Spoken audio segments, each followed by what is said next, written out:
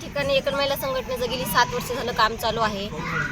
या ठिकाणच्या ज्या महिला आहेत या ठिकाणी पारधी वस्ती आहे आणि वंचित जो एरिया आहे या दोन्ही भागांना मागील 30 कुटुंब या ठिकाणी राहतात, परंतु त्या ठिकाणी लाईटची व्यवस्था नाहीये।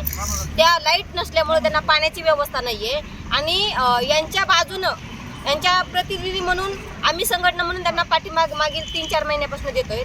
या ठिकाणी या लोकांनी गेली 7 महिने झालं MSEBला DP मागवण्यासाठी अर्ज केला होता, परंतु त्या ठिकाणी अजूनही त्या लोकांनी ह्यांना सपोर्ट केलेला नाहीये। नेहमीच प्रशासनाचं या लोकांकडे दुर्लक्ष होत आहे। मागील एक प्रकरण आपण पाहिलं की तहसील कार्यालयामध्ये कलेक्टर ऑफिस या ठिकाणी एक पारधी समाजाच्या व्यक्तीचं मागणीसाठी घरकुलाच्या मागणीसाठी निधन झालं।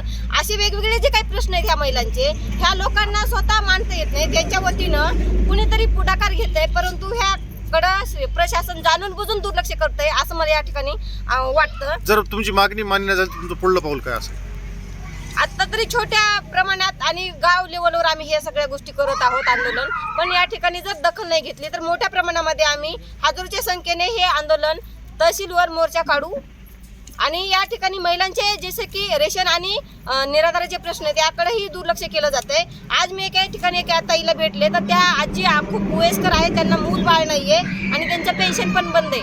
आज मजुरी करण्याची सुद्धा त्यांच्याकडे ताकद नाहीये, तरी प्रशासन अशा लोकांच्या निराधार प्रश्नावर त्यांनी लक्ष दिलं पाहिजे। आणि 21,000ची जी अट आहे जी उत्पन्नाची, ज्याच्याकडे दारिद्र्यरेषेचं प्रमाणपत्रच नसेल तर त्यांना ते 21,000चं उत्पन्नाचं निघत नाही आणि म्हणून त्यांना ते पेन्शन सुरू होत नाही।